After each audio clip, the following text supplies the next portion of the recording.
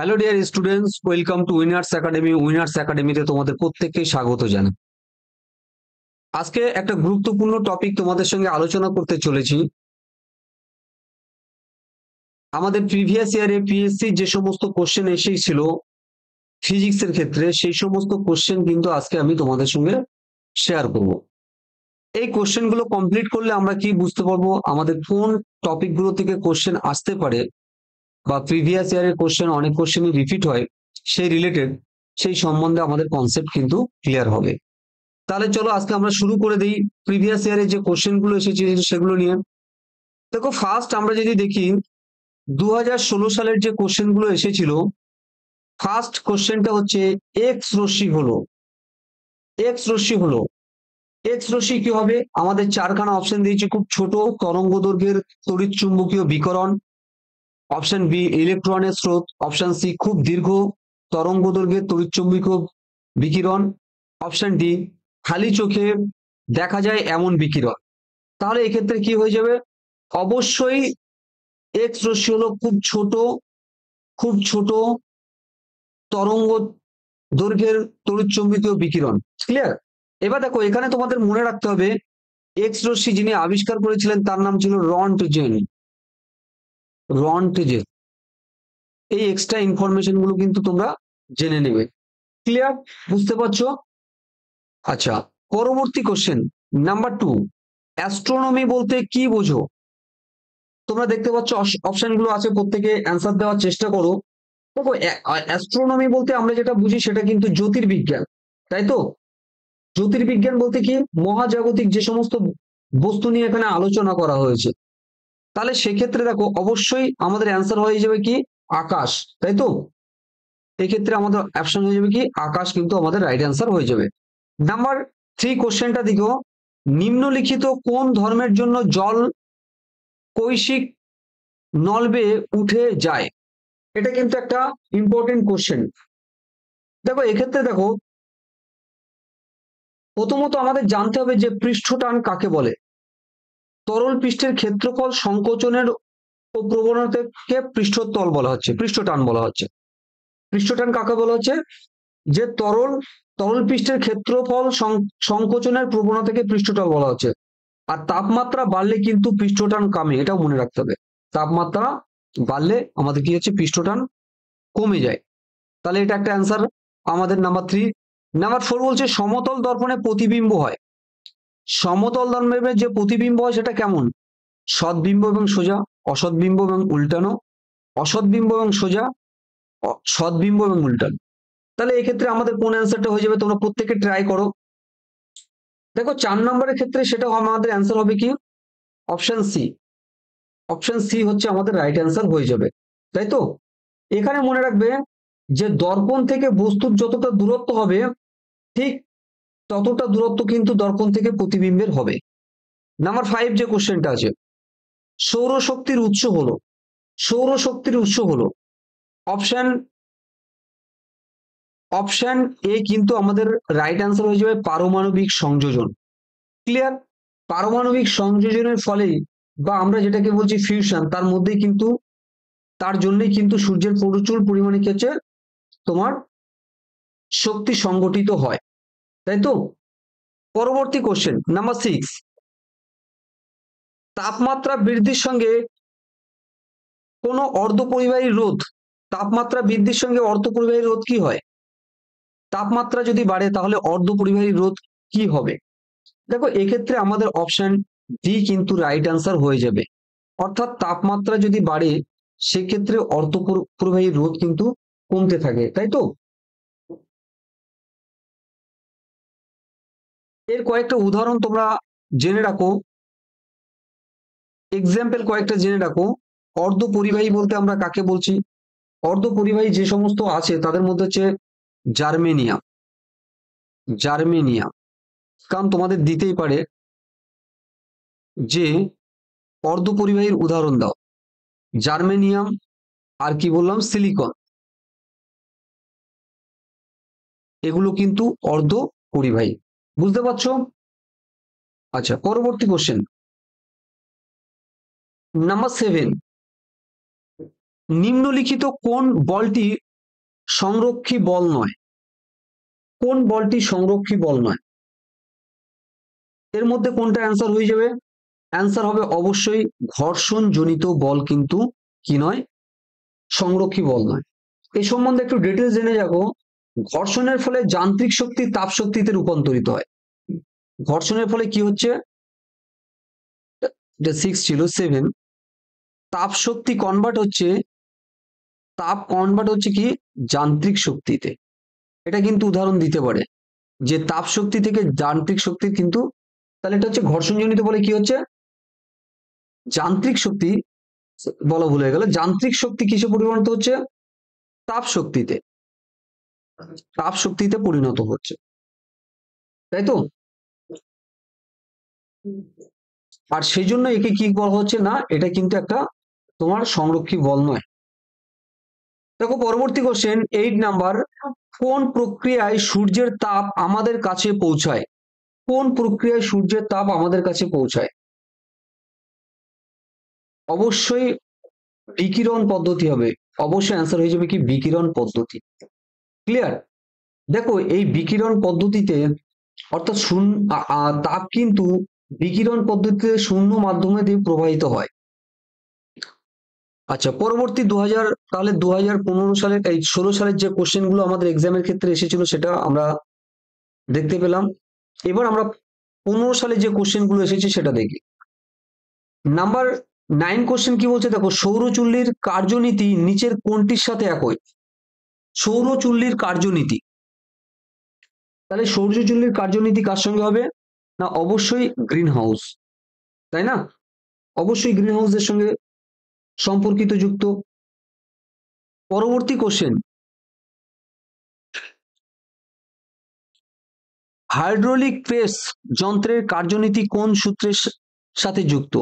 Hydraulic press, এই যে যন্ত্রটা, এটা অবশ্যই মনে রাখবে পাস্কেলের সূত্রের সঙ্গে কিন্তু রিলেটেড, পাস্কেলের সূত্রের সাহায্যে কিন্তু রিলেটেড। অর্থাৎ পাস্কেলের সূত্রে কি বলেছে, সাম্য অবস্থায় আবদ্ধ প্রবাহীর যে কোনো অংশে চাপ প্রয়োগ করলে সে চাপ প্রবাহীর সব বিন্দুতে অপরিবর্তিত মানে সঞ্চালিত হয়, তাই তো? এটাই কিন্তু আমাদের বলা হয়েছে। নাম্বার 11 যে কোশ্চেনটা আছে, পৃথিবীতে যদি কোনো বায়ুমণ্ডল না থাকতো তবে পৃথিবী হয়ে উঠতো, পৃথিবীতে যদি বায়ুমণ্ডল না থাকতো তাহলে কি হয়ে উঠতো পৃথিবী? অবশ্যই ভীষণ শীতল, তাই তো? পৃথিবীটা কি হয়ে যেত, শীতল হয়ে যেত। তাহলে কি হতো না, সূর্য থেকে বিকিরণের মাধ্যমে আগত যে তাপ সেটা কিন্তু শোষিত হতো না। ক্লিয়ার? পরবর্তী কোশ্চেন, এলইডি কথার সম্পূর্ণ অর্থ কি? এলইডি কথার পুরো অর্থ হলো light emitting diode. Light emitting diode হচ্ছে এলইডি কথার পুরো অর্থ। পরবর্তী কোশ্চেন নাম্বার 13, পৃথিবীর নিরক্ষীয় অঞ্চল থেকে কোনো বস্তুকে, পৃথিবীর নিরক্ষীয় অঞ্চল থেকে কোনো বস্তুকে নিয়ে গেলে, কোনো বস্তুকে অঞ্চলে নিয়ে গেলে বস্তুটির কি হবে? অ্যাকচুয়ালি এখানে কোশ্চেনটা ওঠেনি, আমি তোমাদেরকে বলে দিচ্ছি। মেরুতে নিয়ে গেলে, অ্যাকচুয়ালি এখানে হবে মেরু। যদি মেরুতে নিয়ে যাওয়া যায়, নিরক্ষীয় অঞ্চল থেকে যদি মেরুতে নিয়ে যাওয়া যায় তাহলে সেক্ষেত্রে কি হবে? তাহলে সেক্ষেত্রে যেটা হবে সেটা হচ্ছে কি না, ওজন বেড়ে যাবে, বস্তুটার কি হচ্ছে, ওজন বেড়ে যাবে, বস্তুটার ওজন বেড়ে যাবে। ঠিক আছে? আচ্ছা পরবর্তী কোশ্চেন, অ্যাকচুয়ালি এখানে কনসেপ্ট যেটা আছে, পৃথিবী পুরোপুরি গোলাকার নয়, নিরক্ষীয় অঞ্চলের তুলনায় মেরু অঞ্চল কিছুটা চাপা, মেরু অঞ্চল কিছুটা চাপা, তাই তো? আর যার জন্য এই ঘটনাটা কিন্তু ঘটতে থাকে। পরবর্তী কোশ্চেন, কোন উষ্ণতায় সেলসিয়াস ও ফারেনহাইট স্কেলের মান একই হবে? এটা অ্যাকচুয়ালি মান হবে। কোন উষ্ণতায় সেলসিয়াস ও ফারেনহাইট স্কেলের মান এখন হবে?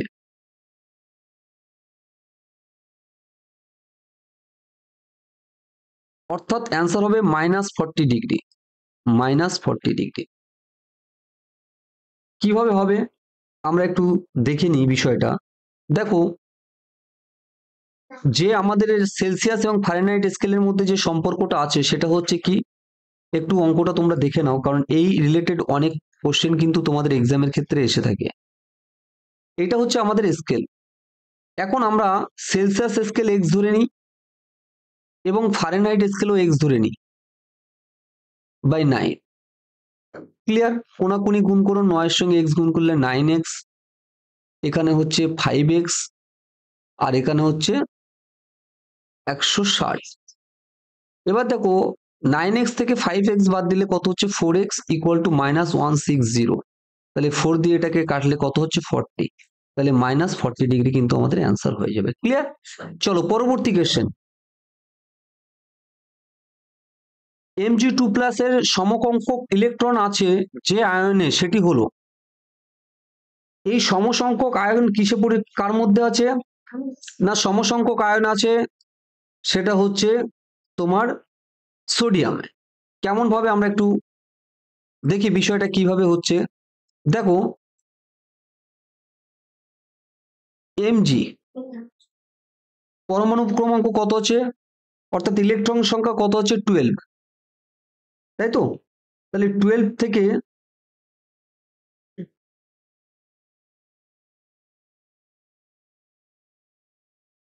এটা হয়ে গেল কত, সরি এটা Mg, আর Mg+2 তার মানে হয়ে গেল কত, 12 - 10 হয়ে গেল 10। ভালো করে বুঝুন।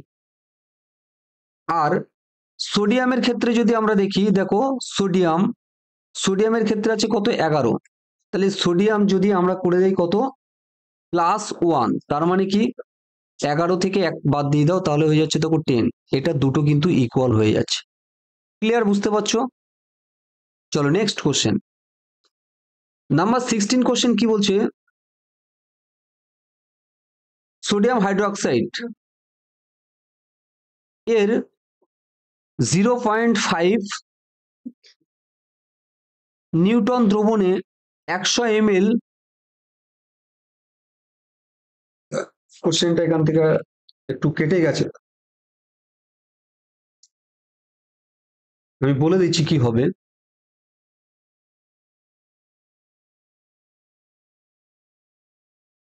তৈরি করতে, এটা তৈরি করতে হবে, তৈরি করতে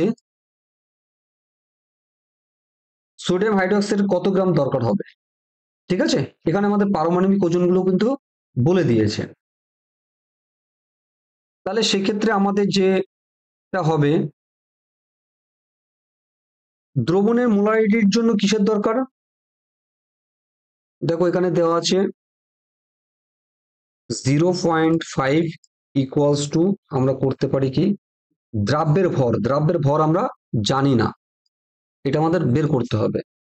আর নিচে হয় কি, দ্রাব্যের গ্রাম তুল্যাঙ্ক ভার কত আছে, 40 ইন্টু, আর কি আছে, দ্রবণের আয়তন। দ্রবণের আয়তন কত বলা হয়েছে না, এটা আমরা মিলিলিটার 0.1 লিটার করে নাও। ক্লিয়ার? তাহলে এটা যদি এর জন্য এখানে 0.10 নিয়ে নাও, এটাও আমি 10 নিয়ে নিলাম, তাই তো?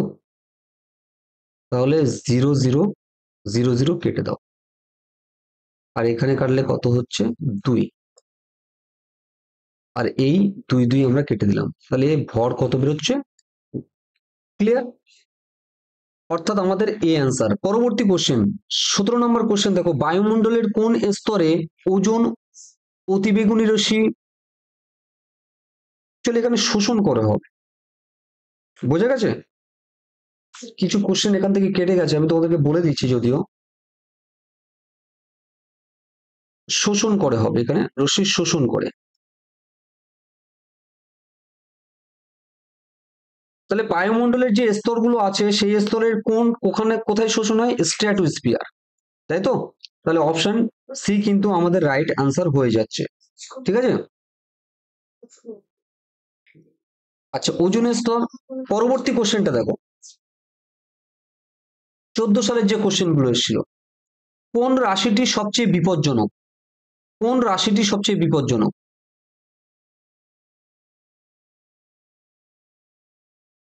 আলফা রশ্মি, বিটা রশ্মি, গামা রশ্মি, রঞ্জন রশ্মি।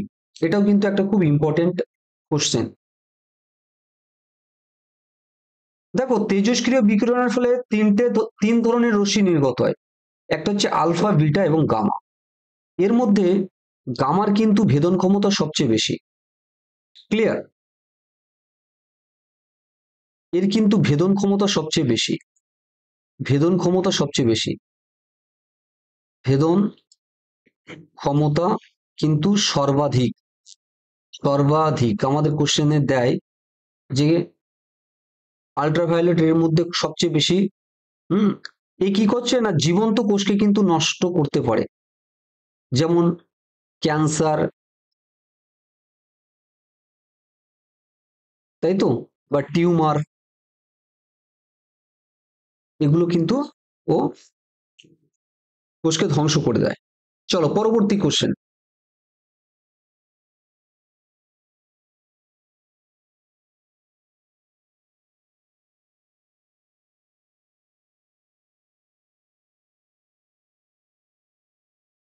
পরবর্তী কোশ্চেন দেখো, আলোক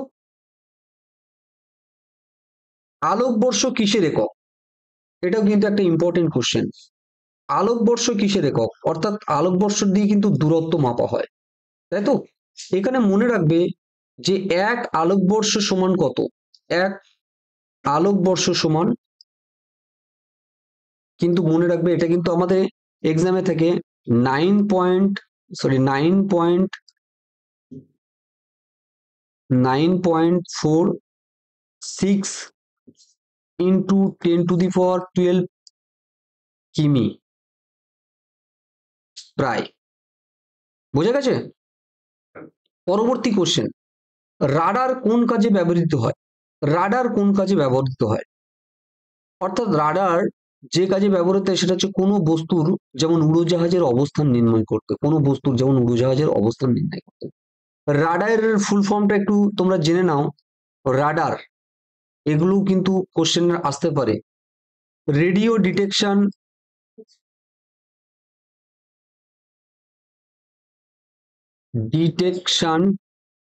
রেডিও ডিটেকশন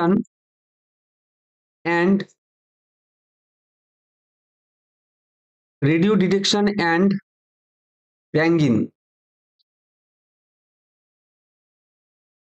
ফুল ফর্ম এটা তোমরা কিন্তু অবশ্যই এক্সট্রা ইনফরমেশনটা জেনে রাখবে। পরবর্তী কোশ্চেন, বায়ু মাধ্যমে শব্দ তরঙ্গ হলো, বায়ু মাধ্যমে শব্দ তরঙ্গ কেমন? দেখো, বায়ু মাধ্যমে শব্দ তরঙ্গ কিন্তু অনুদৈর্ঘ্য তরঙ্গ। ক্লিয়ার? কেবলমাত্র অনুদৈর্ঘ্য তরঙ্গ গ্যাসীয় মাধ্যমের মধ্য দিয়ে সঞ্চালিত হয়। এটা কিন্তু তোমাদেরকে মনে রাখতে হবে। গ্যাসীয় মাধ্যমের মধ্যে দিয়ে সঞ্চালিত হয় কিন্তু অনুদৈর্ঘ্য তরঙ্গ দৈর্ঘ্য। আচ্ছা, পরবর্তী কোশ্চেন, এলইডির পুরো নাম কি? দেখো, এটা এলসিডি। এলসিডির পুরো নাম কি? এলসিডির পুরো নাম লিকুইড ক্রিস্টাল ডিসপ্লে। পরবর্তী কোশ্চেন 23, সাধারণত গার্হস্থ্য বৈদ্যুতিক তারের সংযোগ হলো, অর্থাৎ বাড়িতে যে সমস্ত বৈদ্যুতিক তার ব্যবহার করা হয়, যে সংযোগ ব্যবস্থা, সেটা কিভাবে থাকে? অবশ্যই এটা হয়ে যাবে শ্রেণী ও সমান্তরাল সমবায় কিন্তু যুক্ত থাকে। শ্রেণী এবং সমান্তরাল সমবায় কিন্তু এটা যুক্ত থাকে। আচ্ছা, 24, কোন বস্তুর তাপমাত্রা 1 কে বৃদ্ধি করতে প্রয়োজনীয় তাপকে বলা হয়? প্রয়োজনীয় তাপকে কি বলা হচ্ছে? অবশ্যই তাপগ্রাহিতা, তাই তো, তাপগ্রাহিতা বলা হচ্ছে। কোন বস্তুর একক উষ্ণতা বৃদ্ধির জন্য প্রয়োজনীয় তাপের পরিমাণকে ওই বস্তুর তাপগ্রাহিতা এবং কোন বস্তুর একক ভরের তাপগ্রাহিতাকে বস্তুটির আপেক্ষিক তাপ বলা হয়। পরের কোশ্চেন 25, বায়ুমণ্ডলের বিরলতম গ্যাসটি সর্বাধিক পরিমাণে রয়েছে। যে বিরলতম গ্যাসগুলো আছে বায়ুমণ্ডলের, তার মধ্যে সর্বাধিক কোনটি আছে? সর্বাধিক পরিমাণে যেটি আছে সেটা হচ্ছে কি আর্গন, অর্থাৎ অপশন সি কিন্তু রাইট অ্যান্সার হয়ে যাবে। দেখো, বায়ুমণ্ডলের দ্বিতীয় যেটা হচ্ছে, তাহলে সবচেয়ে বেশি আমি বললাম কি আর্গন, আর্গন, তারপরে যেটা আছে সেটা হচ্ছে নিয়ন, দ্বিতীয় স্থানে আছে নিয়ন, আর তারপরে আছে কে, তারপরে আছে হিলিয়াম। হিলিয়াম, ঠিক আছে, এইগুলো কিন্তু পরপর আছে। পরবর্তী কোশ্চেন, একটি আইসোটোপ অর্ধায়ু হলো 2 ঘন্টা। একটি আইসোটোপের অর্ধায়ু হলো 2 ঘন্টা, 6 ঘন্টা পর আইসোটোপ কত ভগ্নাংশ অবশিষ্ট থাকবে, অর্থাৎ 6 ঘন্টা পরে কত আইসোটোপ ভগ্নাংশ থাকবে, তাই তো? তাহলে এই ক্ষেত্রে আমাদের অ্যান্সার হয়ে যাবে কি, 26-এর যে অ্যান্সার হয়ে যাবে সেটা হচ্ছে তোমার 1/8, তাই তো?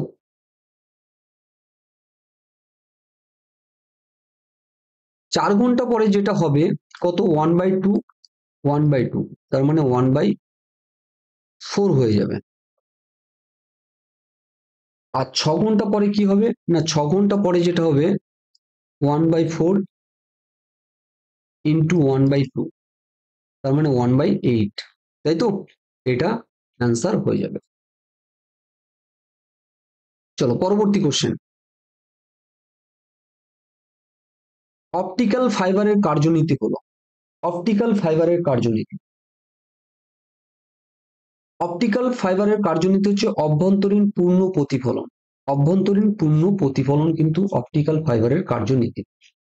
লঘুতর মাধ্যম থেকে ঘনতর মাধ্যম থেকে লঘুতর মাধ্যমে নির্দিষ্ট বর্ণের কোনো আলোকরশ্মি এই দুই মাধ্যমের সংকট কোণের চেয়ে বেশি কোণে আপতিত হলে মাধ্যমদ্বয়ের বিভেদ তল থেকে ওই রশ্মি সম্পূর্ণ প্রতিফলিত হয়ে আবার ঘনতর ফিরে আসে, একে অভ্যন্তরীণ পূর্ণ প্রতিফলন বলা হয়। ঠিক আছে, আচ্ছা পরবর্তী দেখো, 2023 সালে যে সমস্ত কোশ্চেন আমাদের এক্সামে এসেছিল সেইগুলো নিয়ে আমরা আলোচনা করি। কি বলছে, একই গতিসম্পন্ন কণাগুলির মধ্যে কার ভরবেগ সর্বোচ্চ? একটা ইলেকট্রন, প্রোটন, ডিউটেরন আর আলফা কণা, এই গতি, একই গতি এদের মধ্যে আছে, তাহলে ভরবেগ কার সবচেয়ে বেশি হবে? অবশ্যই হয়ে যাবে অপশন ডি বা আলফা কণা, কিন্তু আমাদের রাইট অ্যান্সার হয়ে যাবে। কারণ আলফা কণার যে ভর, আলফা কণার ভর কিন্তু নাকি আমাদের যে হাইড্রোজেন পরমাণু আছে তার কিন্তু 4 গুণ, মাথায় রাখতে হবে 4 গুণ। আবার হচ্ছে কি না, হিলিয়ামের কিন্তু সমান, এটা আবার হিলিয়ামের সমান। ক্লিয়ার? তাহলে এখানে আলফা রাইট অ্যান্সার হয়ে যাবে। পরবর্তী কোশ্চেন,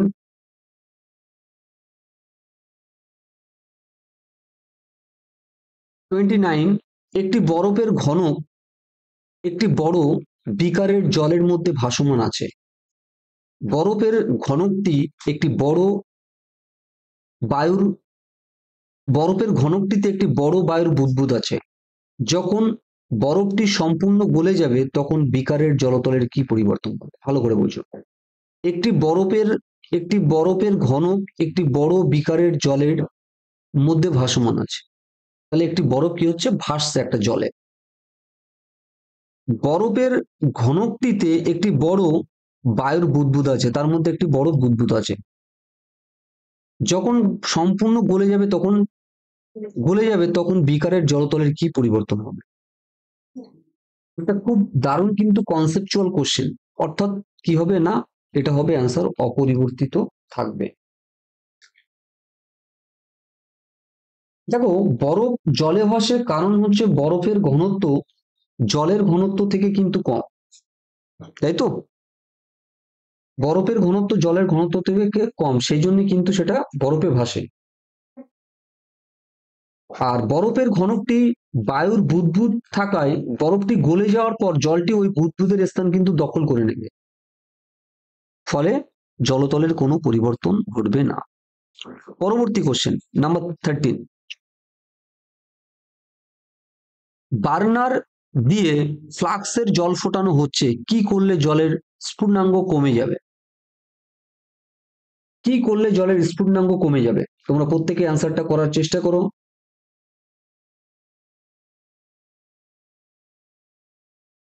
ফ্লাক্সের মুখ বায়ু নিষ্কাশন যন্ত্র লাগাতে হবে। ফ্লাক্সের মুখে কি করতে হবে? বায়ু নিষ্কাশন যন্ত্র লাগাতে হবে। সাধারণ অবস্থায় কি হয় দেখছি, সাধারণত পাত্রে কি বাষ্পের চাপ বাড়িয়ে দিলে কিন্তু তরলের স্ফুটনাঙ্ক বেড়ে যায়, তাই তো? এটা আমরা সবাই জানি। চলো পরবর্তী কোশ্চেন 31। বাহ্যিক চৌম্বক ক্ষেত্রের প্রভাব, বাহ্যিক চৌম্বক ক্ষেত্রের প্রভাব থেকে কোনো যন্ত্রকে মুক্ত রাখতে ব্যবহৃত হয়। বাহ্যিক চৌম্বক ক্ষেত্রের প্রভাব থেকে কোনো যন্ত্রকে মুক্ত রাখতে কি ব্যবহার করা হয়? এটাও কিন্তু একটা খুব ইম্পর্টেন্ট কোশ্চেন। অর্থাৎ বি রাইট অ্যান্সার হয়ে যাবে রাবারের আচ্ছাদন। রাবারের আচ্ছাদন কি হচ্ছে, সেটা কিন্তু ব্যবহার করা হয়। আচ্ছা পরবর্তী কোশ্চেন 32। কোন রাশির একক ডাইন সেকেন্ড? কোন রাশির একক ডাইন সেকেন্ড? এটা কিন্তু অবশ্যই তোমাদেরকে খুব ইম্পর্টেন্ট মনে রাখতে হবে। বলের এর সিজিএস একক কি? সিজিএস একক কিন্তু, সিজিএস একক কিন্তু কি ডাইন। ক্লিয়ার? সিজিএস একক কিন্তু মনে রাখবে ডাইন। চলো পরবর্তী কোশ্চেন 2012 সালে যে কোশ্চেন গুলো তোমাদের এসেছিল এক্সামের ক্ষেত্রে খুব ইম্পর্টেন্ট, সেটা হচ্ছে একটি বস্তু অনুভূমিক তলে সমদ্রুতিতে গমন করে, তবে বস্তুটির চলার সময় নিচের কোন রাশিটি অনুপস্থিত থাকবে? একটি বস্তু অনুভূমিক তলে সমদ্রুতে গমন করছে, তবে বস্তুটির চলার সময় নিচের কোন রাশিটি অনুপস্থিত থাকবে? বেগ, ভরবেগ, গতিশক্তি, ত্বরণ। এটাও কিন্তু একটা খুব ইম্পর্টেন্ট কোশ্চেন। এক্ষেত্রে আমাদের অ্যান্সার হয়ে যাবে কিন্তু ত্বরণ। সমদ্রুতি সম্পন্ন কোনো বস্তুর অভিমুখ পরিবর্তন হতে পারে, কিন্তু বেগের কোনো পরিবর্তন হবে না। বেগের পরিবর্তনের হারকে ত্বরণ বলে। ক্লিয়ার? কারণ বেগ পরিবর্তনের হারকে আমরা ত্বরণ বলছি। আচ্ছা পরবর্তী কোশ্চেন 34। নিম্নের কোনটি দৈর্ঘ্যের একক নয়? একটু আগে দেখেছি আলোকবর্ষ কিন্তু দৈর্ঘ্যের একক, তাহলে এটা তো আমরা এলিমিনেট করে দিলাম অবশ্যই।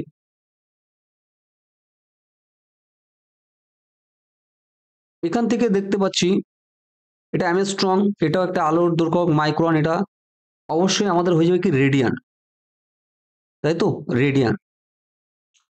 এটা হচ্ছে অ্যাঙ্গেল মাপার কিন্তু একক। চলো পরবর্তী কোশ্চেন দেখে নেই 35 যে কোশ্চেন আছে, কোন তলটি তাপের উত্তম শোষক? কোন তলটি তাপের উত্তম শোষক? সেক্ষেত্রে আমাদের অ্যান্সার হয়ে যাবে কি? অ্যান্সার হয়ে যাবে কালো আর অমসৃণ তল। অর্থাৎ গরমকালে যদি তুমি কালো রঙের অমসৃণ জামা পরো, দেখবে তোমার কিন্তু গরম খুব বেশি পরিমাণে লাগছে। তাহলে এটা। পরবর্তী কোশ্চেন, পরম শূন্য তাপমাত্রা হলো সেই তাপমাত্রা যেখানে পরম শূন্য তাপমাত্রা, অর্থাৎ পরম শূন্য তাপমাত্রায় কি হচ্ছে? পদার্থের অণুগুলির গতি স্তব্ধ হয়। পরম শূন্য তাপমাত্রায় কি হচ্ছে? পদার্থের অণুগুলির গতিশক্তি কিন্তু স্তব্ধ হয়। কারণ চার্লসের সূত্র অনুযায়ী জানি স্থির চাপে -273 ডিগ্রি সেন্টিগ্রেড উষ্ণতায় যে কোনো গ্যাসের আয়তন শূন্য হয়, তাই এই উষ্ণতাকে পরম শূন্য উষ্ণতা বলা হয়। আয়তন শূন্য হয়ে যাওয়ার অর্থ গ্যাসের অণুশক্তির গতি কিন্তু স্তব্ধ হয়ে যাবে। ক্লিয়ার? বুঝতে পারছো তোমরা?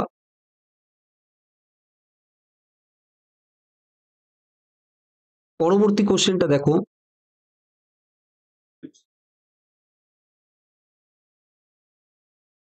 পরবর্তী কোশ্চেন যেটা বলছে, আমি বলছি মুখে, তোমরা একটু ভালো করে বুঝে নাও, ছবিগুলো একটু আবছা আসছে।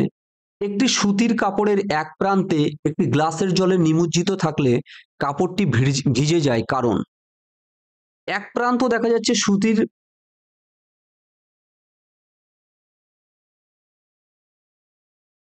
সরি এটা অ্যাকচুয়ালি মাঝখান থেকে এটা 53 নাম্বারের কোশ্চেন চলে এসছে। তাহলে এক্ষেত্রে কি হবে দেখো,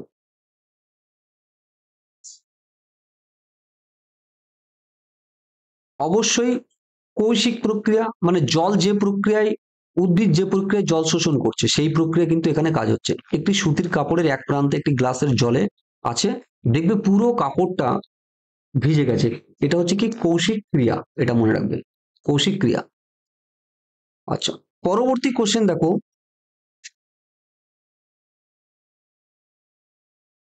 পরবর্তী কোশ্চেন 54 যে কোশ্চেনটা বলছে,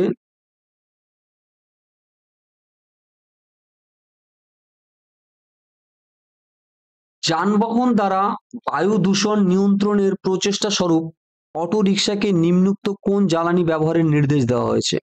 অর্থাৎ যানবাহনের চলাচলের জন্য কিন্তু প্রচুর পরিমাণে আমাদের কি পরিবেশ দূষণ হচ্ছে, তাই না? তো সেখানে এখন যে অটো রিক্সাগুলো ব্যবহার করা হচ্ছে সেখানে মূলত মনে রাখবে সিএনজি। সিএনজি সিএনজির ফুল ফর্মটা তোমরা একটু মনে রাখো। সিএনজির ফুল ফর্ম হচ্ছে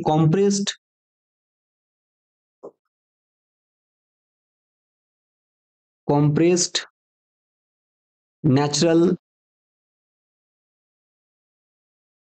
ন্যাচারাল গ্যাস।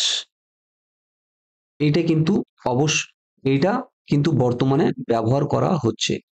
আচ্ছা, পরবর্তী কোশ্চেন বলছে, দুটি বস্তু এ এবং বি এর ভর যথাক্রমে m এবং 5m একই সময় ধরে সমান বল এদের উপর প্রয়োগ করা হলে, তাহলে সমান পরিমাণে যদি বল প্রয়োগ করা হয় তাহলে কি হবে?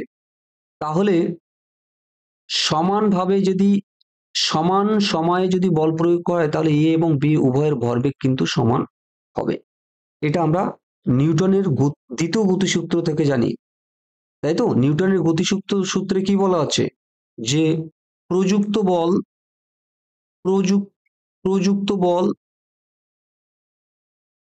বল ইকুয়ালস টু আমরা কি বলতে পারি? ভরবেগের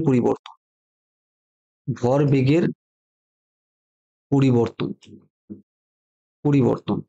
ক্লিয়ার? আচ্ছা, পরবর্তী কোশ্চেন দেখো 56, নিম্নের বিবৃতিগুলির বিবেচনা করে সঠিক উত্তরটি নির্বাচন করে। নিচের বিবৃতিগুলি দেওয়া আছে। নিউটনের প্রথম গতিসূত্র থেকে বলের সংজ্ঞা পাওয়া যায়। অপশন 2 নম্বর দেওয়া আছে, নিউটনের দ্বিতীয় গতিসূত্র থেকে বলের সংজ্ঞা পাওয়া যায়। বাড়িতে রোধগুলির শ্রেণী সমবায় যুক্ত থাকে। টেলিভিশনের পিকচার টিউবটি মূলত একটি ক্যাথোড রশ্মি টিউব। দেখো এখানে যদি দেখি, এই যে নাম্বার 1-এ বলা আছে নিউটনের প্রথম গতিসূত্র থেকে বলের সংজ্ঞা পাওয়া যায়, এটা কিন্তু সঠিক। আর সঠিক কোনটা? না, টেলিভিশনের পিকচার টিউবটি মূলত একটি ক্যাথোড রশ্মির টিউব। তাহলে আমাদের কিন্তু অপশন ডি রাইট অ্যান্সার হয়ে যাচ্ছে। ক্লিয়ার? অপশন ডি কিন্তু আমাদের রাইট অ্যান্সার হয়ে যাচ্ছে।